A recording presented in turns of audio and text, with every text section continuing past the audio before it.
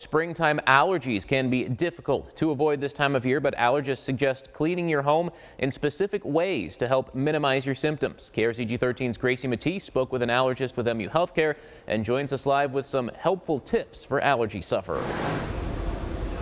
Good morning, Tony. That is right. And actually, I was cleaning the outside area of my house yesterday. And you know when you take a white washcloth and you just wipe it over something and you look at it and it's just completely black?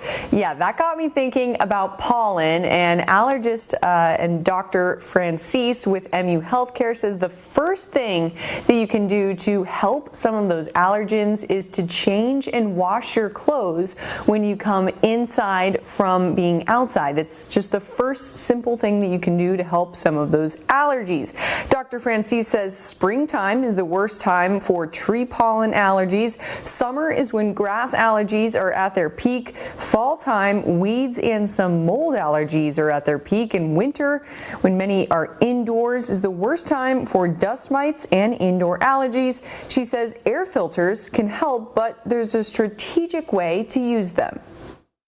Now, whole house HEPA filters are very expensive, so if someone is interested in air filtration, we usually recommend if you buy a single room unit to put it in the bedroom and assess your heating and cooling system for how frequent the air turnover is, because if the air is turning over very frequently, that unit is not going to be very effective.